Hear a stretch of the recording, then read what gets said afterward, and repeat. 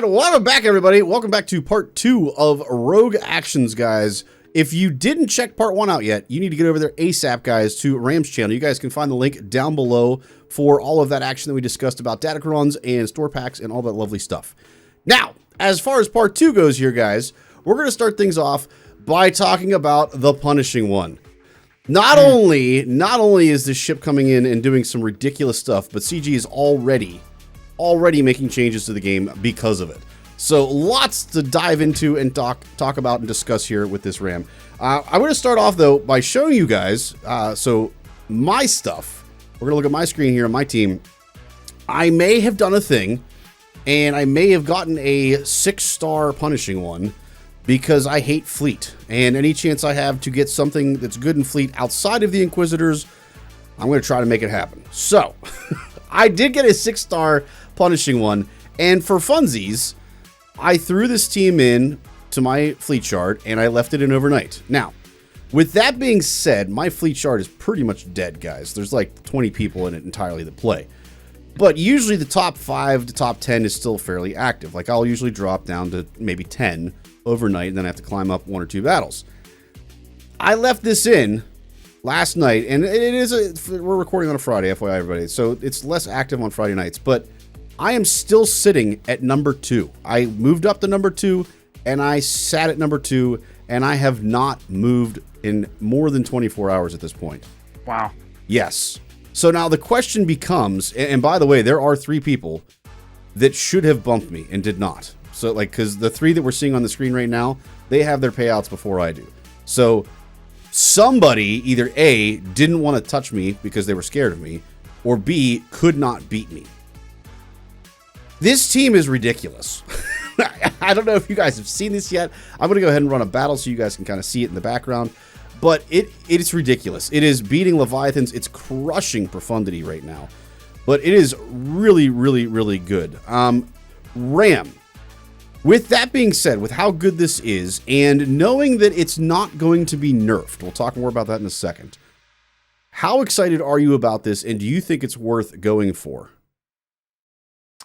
If you are someone that hates ships, or if you're someone that just doesn't like to farm ships and wants the advantage up front, this is definitely a very, very solid investment. I'm not wailing on it, but I also don't wail on just about everything nowadays. So, it's not going to be for me. But that being said, if there was something I was to wail on outside of a GL or Balin, this would absolutely be it. And you, by taking it up to 6 stars, you can still do the daily event. That's going to give you more shards and closer to 7 stars or 7 stars. Where you could just finish it off with regular crystals. Seeing the gameplay on this, though, this is an absolute nightmare of a team. God.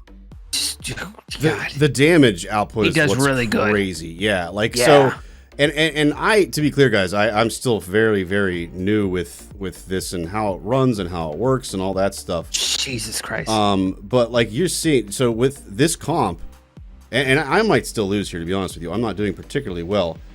But the damage output with this is just bonkers. And the key is, the reason that we run the 3 attackers here is because you want to get basically as many attacks as possible on target locks. You got to outrun their ult, which is very doable for the time being. I have run this a couple times.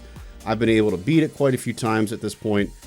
And you can see, outside of them getting to their ult faster than us, we're not in danger at all. Like, we're just melting through this team right now. It's not even close. Yeah, in fact, this is a win. I can tell already that this is a straight up easy win. Yeah. It's just so powerful at this point, guys. Now, with that being said, CG did address this right off the bat. They said, gosh. Jesus. It's wow. Nuts. It's nuts. I'm telling you. And that's 6 star. That's 6 star. Yeah, that's not even 7 star, guys. And we're also not getting a lot of bonuses because of the fact that we're not facing rebels. So right. Punishing One gains a ton of speed whenever you have rebels on the field opposing you as well. So, it's insanely. Which was funny because that actually strong. had a rebel. Oh, it did. Yeah, but I think that I don't know. I'd have to reread the kit. I don't know whether it's on the opposing team or on the field of play, if you know what I mean, the difference between the two there. I'm assuming it would only be on the field of play and not on the roster as a whole, but I could be wrong on that. Right, but they just called it in Phantom, so that was on the field of play. Correct. Yeah, but I think that's only at the beginning. I think that's just for the first turn, because the whole idea is for the first turn. I think that you want the punishing one to go before your capital ship, so that you can mark the non-tanking team or non-tanking ship, and then you just annihilate them on the first turn. But so, like I said, guys, CG did come out almost immediately here and address the fact that this is essentially overperforming. And there was a lot of debate on how you fix this, because a lot of people, like myself, have invested a good bit of money into this already, and you don't want to nerf something that people have spent a lot of money on, especially if it's pretty much performing like expected. Which means that they're going to have to buff the Leviathan. And sure enough, that is what they are doing. This post is a little lengthy, a little blah, blah, blah, blah, but the basic gist of it, guys, is they established essentially, it's not necessarily overperforming beyond what they want it to. But because of the way that Leviathan mirror matches work, they do want to make an adjustment so that it balances out the Leviathan being the meta fleet still to some degree. They are not going to nerf the punishing one at all, to be clear, guys, with this. So what they're basically going to do, and they're not detailing this here, but they're going to basically buff the TIE Dagger in particular. The goal here is, in the ideal setting, if the TIE Dagger's in the starting lineup, it's detrimental to the mirror matches, and that's kind of what they're trying to fix here.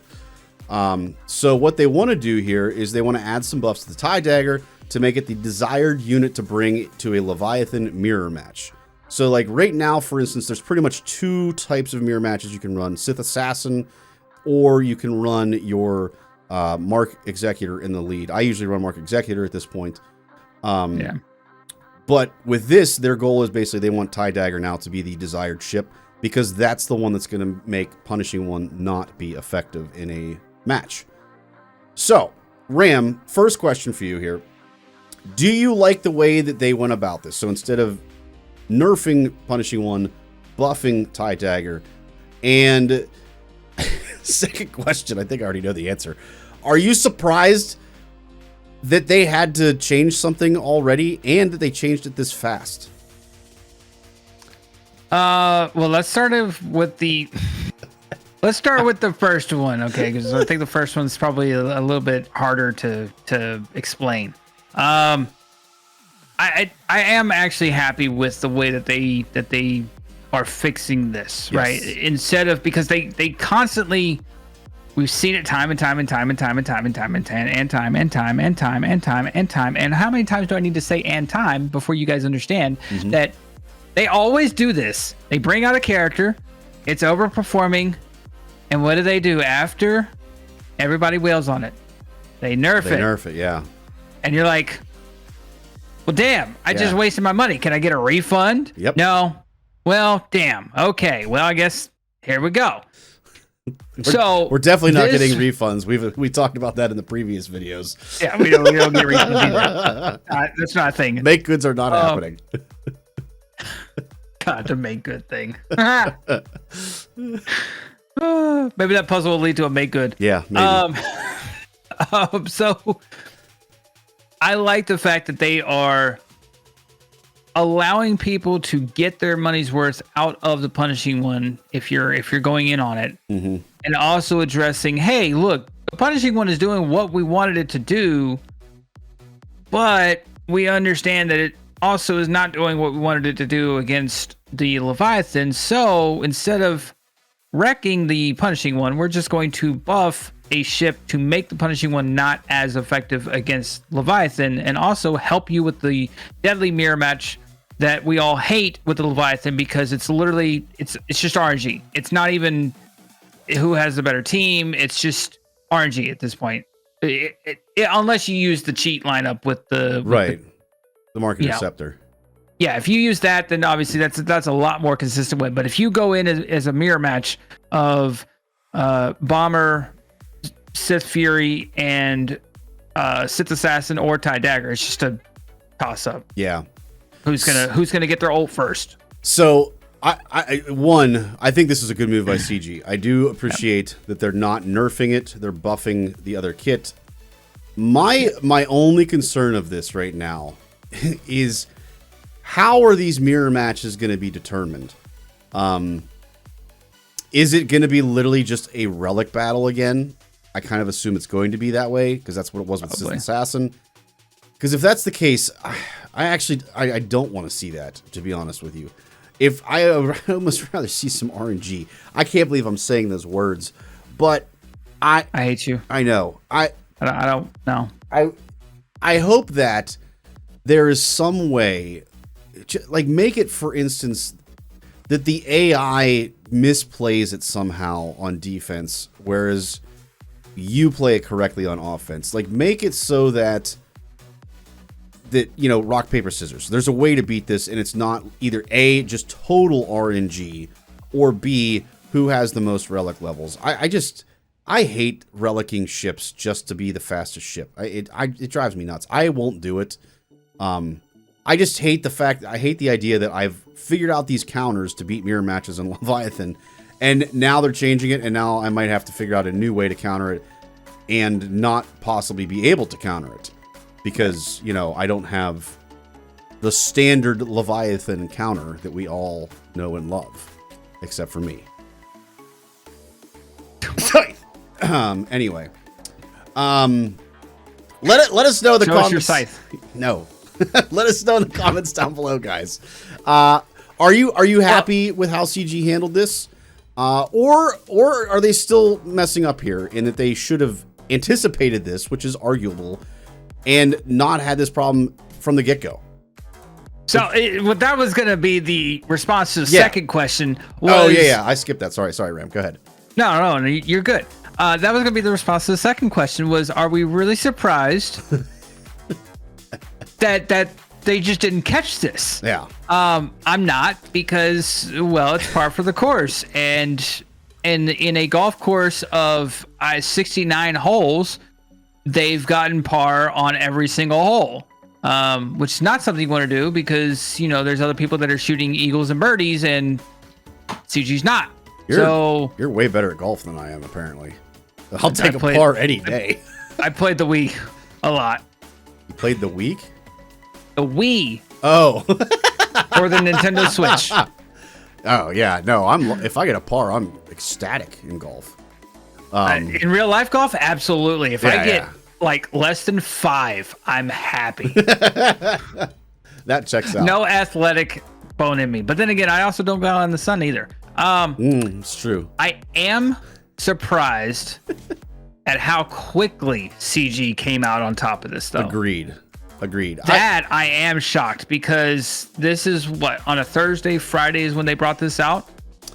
Yeah. I would have expected next week.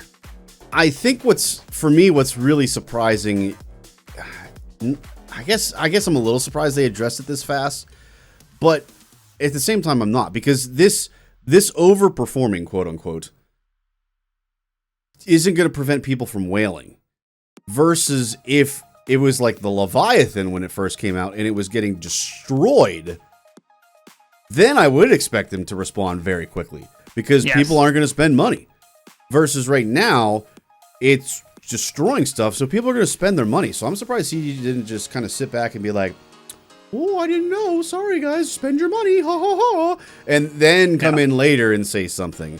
Especially because people have Leviathan. It's been out for a long time. Like a ton of people have Leviathan. It's not like people are wailing on that at the moment. I'm not mad about it. I think the early communication is good. I think the early addressing of how they're going to remedy the situation is also very good.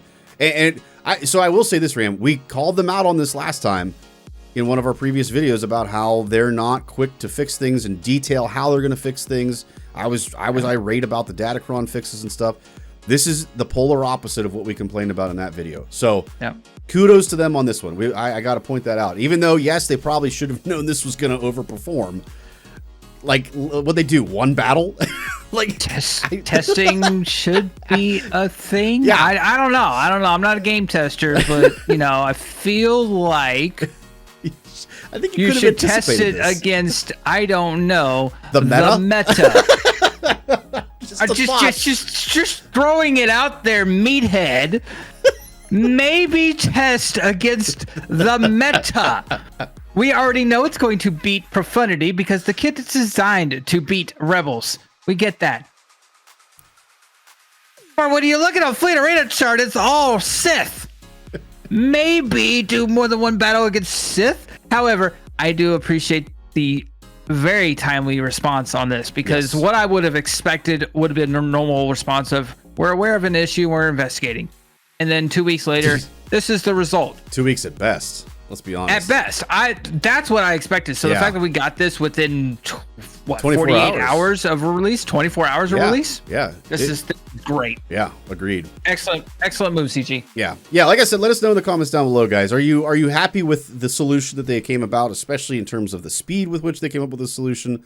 Or are you just still mad that, that they had to fix something in general in the first place and didn't test their stuff? Be interested to know where you guys come on in that scenario. All right. Next up, Ram, we got a topic that probably a lot of people are like, what? Why are you guys talking about this? Who cares? But it's actually becoming a surprisingly relevant discussion, kind of like Conquest Omicrons is slowly becoming a surprisingly relevant conversation, guys.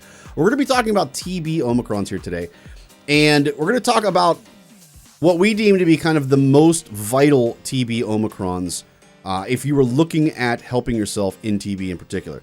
So we're going to start off by heading over to swugga.gg Omicron report here, guys. So if you guys are not someone that checks out swugga.gg, you need to check that out immediately. It's an amazing, amazing resource. But we're going to look at what the most used TB Omicrons are first, talk a little bit about that, and then talk about what some of the ones that aren't necessarily being used a lot that should be. So, Ram, when we take a look at this, and sorry guys, this might be a little small for you. I'll try to zoom in a little bit. But the number one on this, which, that I'm actually a little bit surprised by this, guys, is Rollo. Rollo actually has far and away the most used TB Omicron. And what shocked me more than anything else, Ram, was the percentage of this unit that has this Omicron. Almost 24% of the characters in game, and we're pretty confident we're reading that correctly. We did some double checking on that. Almost 24% of the characters in game have this Omicron. Like, that's crazy to me, dude. Like, yeah. So why do you think that is happening? Do you think people are just putting it on and they're like, oh crap, I don't know why I did that? Or do you think there's actually some usefulness with this? I think at the lower levels, I don't think necessarily for Rote. I think at the lower levels, there is a lot of viability, and Rollo being a fairly accessible person, especially with her importance now for Leia. A lot more people are having her, and they're finding that they need to get better rewards in their whatever TB that they're doing, and Rollo is a pretty easy and consistent way of being able to do that. So, me personally, I don't think I have any TB Amis because I just don't like TB. Yeah. And I'm not gonna waste an Ami on something unless the Ami would literally have to be go in and you win for me to be like, yeah, I might consider putting that Omicron on. Right. But like if I still have to play through the waves, I probably don't want to apply the Ami. Yeah, that's a good point. Be real. Yeah, like a special mission versus just a regular old command mission, I think is a big difference here. So I feel like, and maybe I'm wrong on this one. I feel like for those of us that don't have Leia, I feel like I heard that even Who doesn't have Leia? Say that again. Who doesn't have Leia? Good job.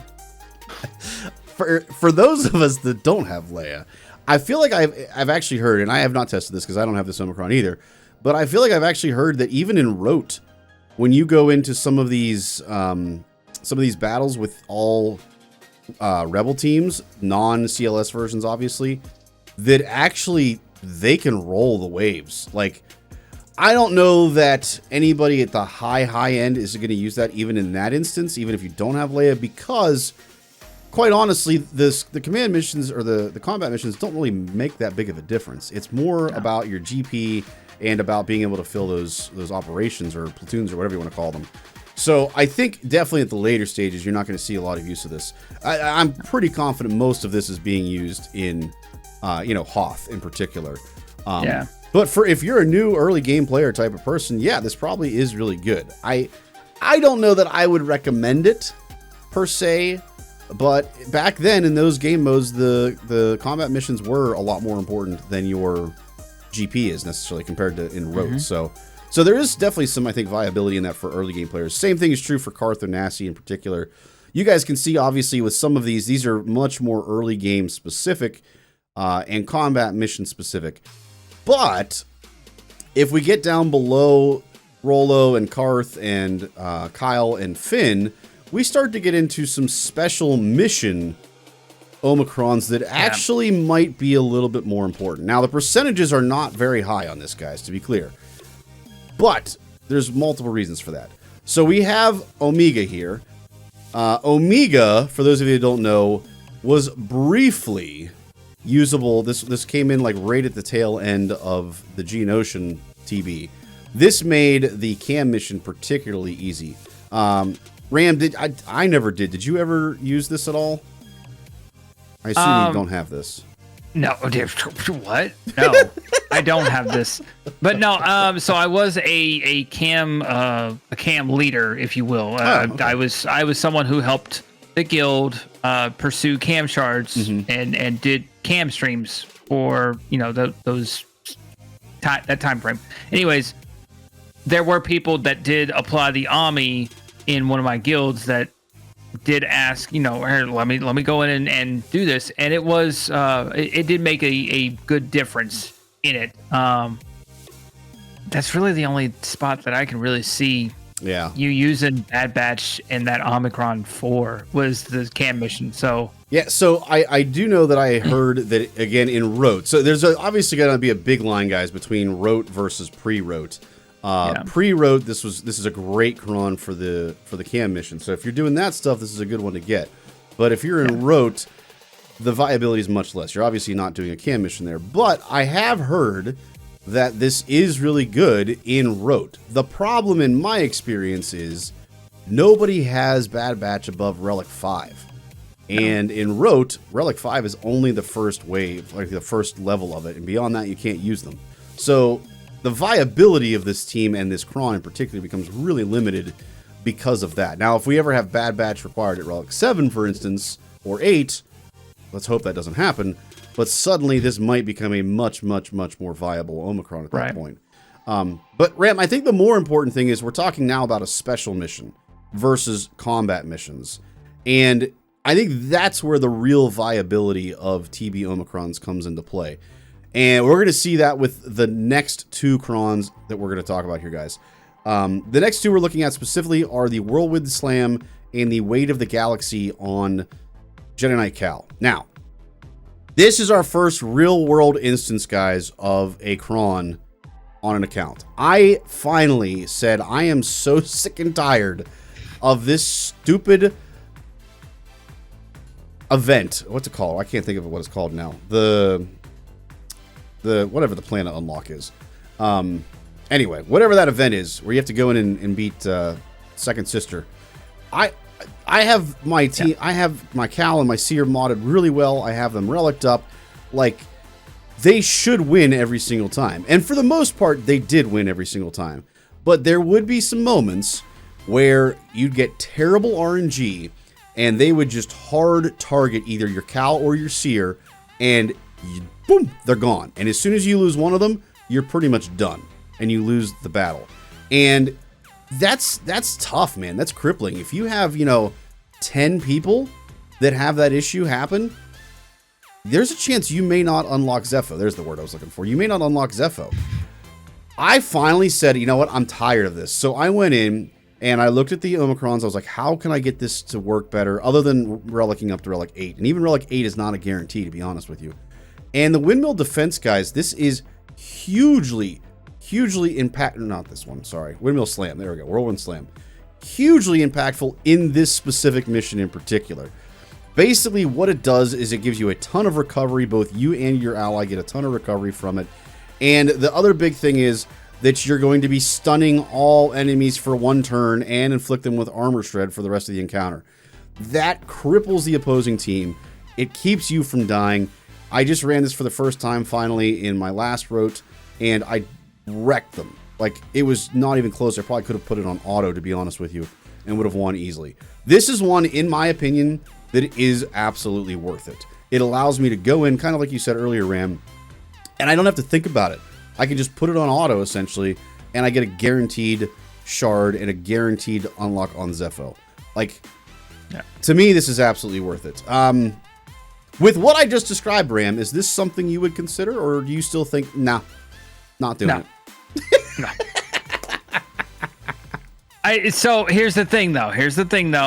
Is outside of the one time where I did not go in and adjust my mods, I've never lost Zepho. Really? I've always unlocked it outside of the one time, and I think that was the first time when I just didn't know what I was doing. And the changes I made was I took Seer was Relic 7, but I took Jedi Knight Cal to Relic 8. Okay. And I kept them modded the same way as for that mission, to the point where I don't even go in and remod now, and I still go in, and I've never had a problem. I've had close calls. Okay. I've had close calls, but I've never lost completely. And my guild's probably going to hate me for this. I haven't lost. I don't remod either. But like I said, I have very good mods on them. Like, I've prioritized this as a mission. I've put very good mods on them. Maybe the Relic 8 really does make that big of a difference. It really does. It really does. To the point where I've actually considered putting a Relic 9 on them. And that, I mean, this was before Ahsoka was announced, and I used my Relic 9s to work on her requirements instead. But at the time, it was like, oh man, I have a Relic 9 to use. I might use it on Jedi Knight Cal just to kind of make it easier without me wasting an Omicron, because Omicron's like every conquest, 3 Amis. Every every new Galactic Legend, whatever, not Galactic Legend, Hero's Journey, whatever. You have another 3 Amis. It's just, Amis are out the wazoo, and for me, spending 20 Amis on something that comes around, you only get to use it a select number of times during each phase and a select number of times each month. I can't justify it. So you use it more than you would think. So I use it not only for that special mission. Yeah, I use it for the special mission. But also, remember, that's an ability, so it applies in every combat mission that you use them in as well. So when we go to Zepho, and so the way that we run it is we are preloading Zepho I think 3 times. So I'm doing this Jedi Knight Cal mission 3 times. So I'm using him 4 times throughout the TB. You do that twice a month. That's 8 times a month that you're using him. Okay. GAC, you might use a GAC Omicron, 12 times? No, 9 times. 9 times. So it's pretty even, to be honest with you. I know it's easy to think you're not getting that value out of it, but because of his special mission and the way that we run things, it actually is a pretty similar value. Okay. So that works for you, and it really, it's just going to come down to your guild. Right. I think is the ultimate thing. I think my guild, we do Zepho, or we unlock Zepho, and then we do Zepho. Yep. Yeah, and, so that would be different. Yeah. Because we're also pushing 41, 42 stars. Gotcha. So we're a little bit more up there, and I would realistically only get maybe 3 uses out of him. I'd get the Zepho mission. I might get a Zepho actual battle with him. Right. And then I'd get the actual mission where he's like leader or whatever. That would make sense. Right. But even then, that's the thing is the mission that has him as lead, because my guild will literally give me instructions and say Ami, Jedi Knight Cal, or and they give JML with other Jedi. A JML one is still not all that difficult. You can lose it, sure, but it's not all that difficult to do. You're talking on Zepho where Jedi Knight Cal is the forced leader? No, okay, it's not on Zepho. It's maybe phase 5 for us. Yeah, later on. Yeah, I could see that. Yeah, okay. Later on, and then we just use JML with JKL, JKR, Cal, and one other one. Gotcha. Shakti, I think. Yeah, and so it normally works out pretty well for me. In that scenario, I could see you not using it as much, but yeah. So like with me, we do that battle where he's in the lead, like 3 times literally. So it's a lot of value for me. Now that being said, if they were to, they won't. So I know it's wishful thinking, but if they were to lower it to 10 or even 15, yes, absolutely. Yeah. I don't think I personally can justify 20. Yeah, but I could definitely justify 10. I could justify 15. I would consider it at 15. If it was 10 for the Whirlwind Slam, I'd take that instantly. I'd even consider taking the leadership for 10, because while the special really helps you in the Zepho unlock mission, the lead helps you a lot when you're actually on Zepho itself and doing that battle itself. But yeah, at 20, the lead one in particular, I don't think is enough, because again, that's just a combat mission. You're usually going to get that just through pure, GP. So for sure. Again, I think there's a massive difference between combat mission Omicrons versus special mission Omicrons. With that being said, the last Omicron we're going to talk about here, guys, one of my absolute favorites is a Inquisitor. And Merrick has, or Marak, or however you want to say his name, has a Omicron that, again, it's a TB specific Omicron, but where it really comes into play is on one of the Inquisitor battles. I forget which one it is, Ram, because I don't know anything about this. It's the Riva mission. It's the Riva mission. Okay, thank you. Mm-hmm. I don't know who that is, but I'm pretty sure. Let us know down in the comments below if it's not, but I'm pretty sure it's the Riva mission. I'm pretty sure it is too. But from what I have heard in my guild / alliance, I think it's the alliance that made the comment about this. Somebody actually got this character, put the Omicron on, and said when they went in to do this Riva unlock mission, literally they could put it on auto and there was no way that they could possibly lose. Like, it was that powerful, that game-changing of an Omicron. And I know for that battle specifically, and I think this is where there's a big difference. So with the Jedi Knight Cal battle, obviously you and I both don't remod. But in the Riva mission, a lot of times you have to remod because it's so specific in terms of what you need to do. I don't know what you have to do, but I know you have to remod for it. Apparently you don't have to remod if you use this Omicron. Like, of all of the Omicrons, Ram, surely... Oh, you don't? Is that because you run it? No, you can't run a Riva lead, right? Don't you have to run Grand Inquisitor? I run Grand Inquisitor, but I don't remod, and I just... Because it's shard shop currency at this point for us, so I just go in and... I still haven't lost. Oh, you still win. Okay. My Inquisitors just aren't modded that badly. Oh, okay. So I just don't go in and like put them all with tenacity. I don't do that. So that probably affects your answer then. So is this one that you would still say no to then? If I was pursuing, yes, but it would be no because I'm not pursuing Riva. Gotcha. And my guild's not pursuing Riva. Right. If my guild was pursuing Riva, like if this had come out when Riva had come out, and knowing how difficult and a pain in the butt that she was, yeah, absolutely. And the reason why I actually would consider doing this, and the reason why is the 2 parts. All Inquisitor allies are immune to percent based health damage. Well, that's thermal detonators.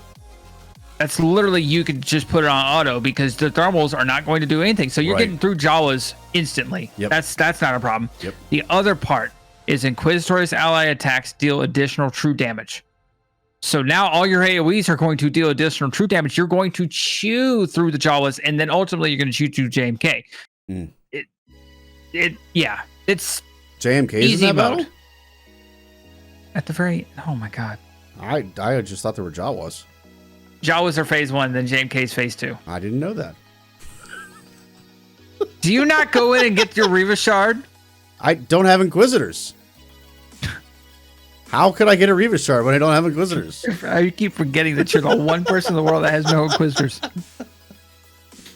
Yes, JMK is the second boss, or the second battle. The guild, Ricky, shout out to Ricky P, literally posted a clip of all 48 members and whether they were Reva ready, and I was the only one on the list that was not Reva ready.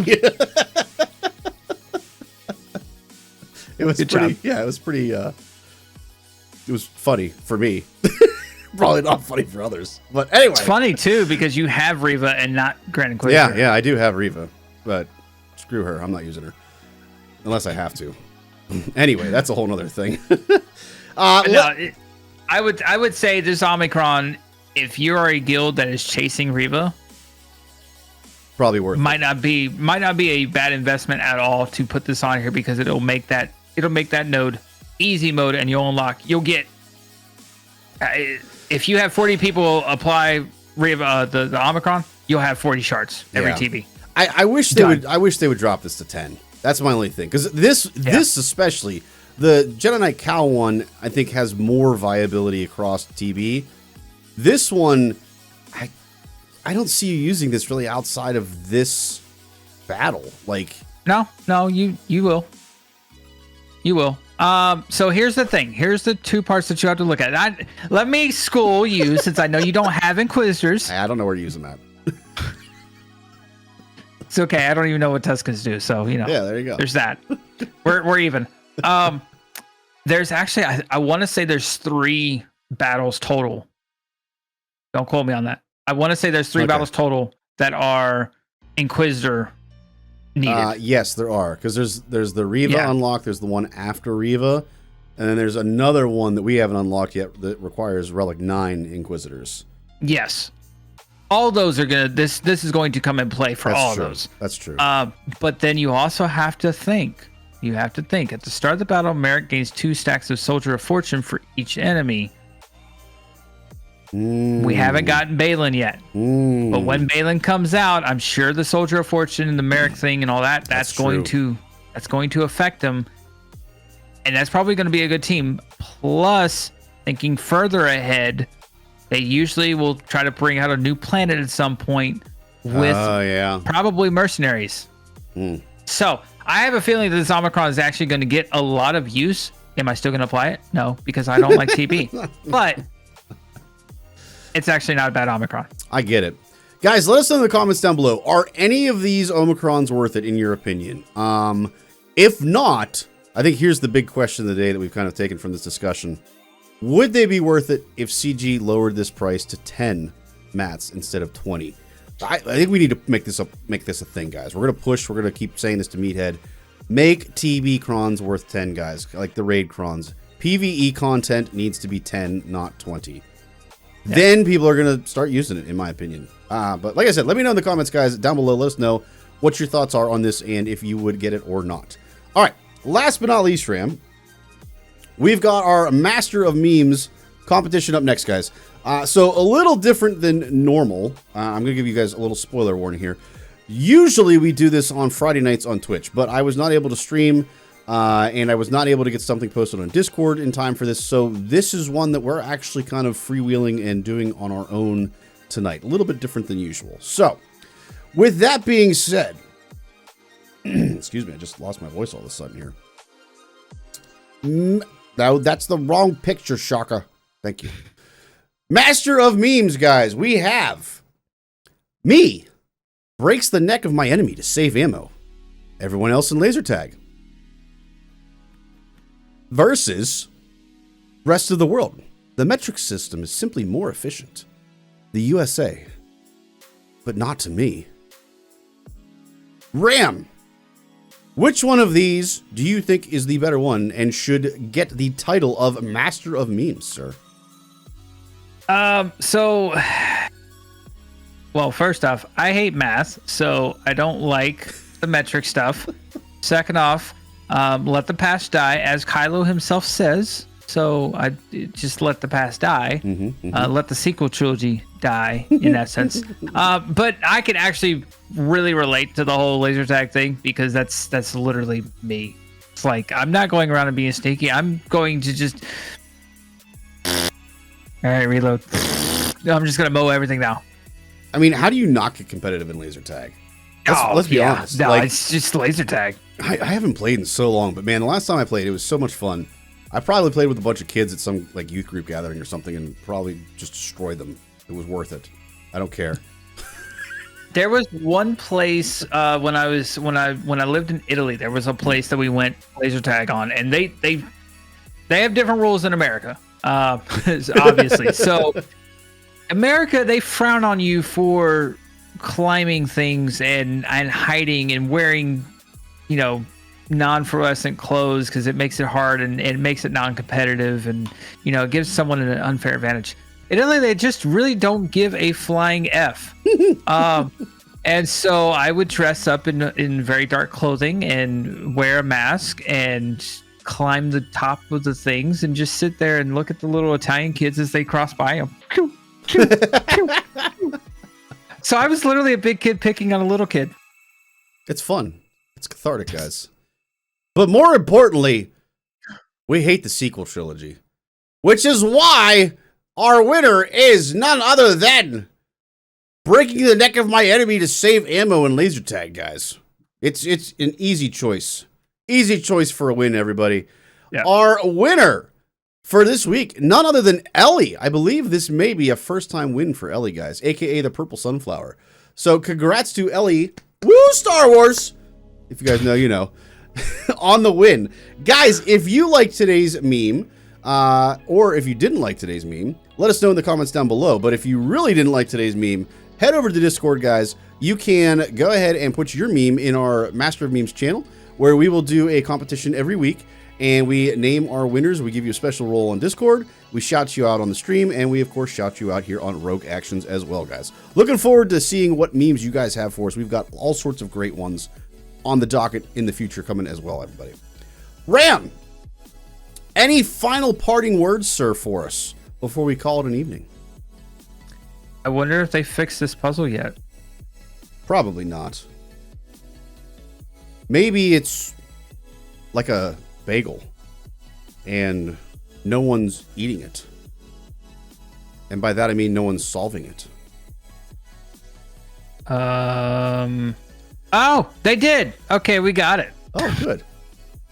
Good. It's Balin's skull. That makes me happy. Guys, if that makes you happy and this video made you happy, make sure you guys like the video, subscribe, and turn on notifications so you don't miss anything, everybody. My transitions are impeccable.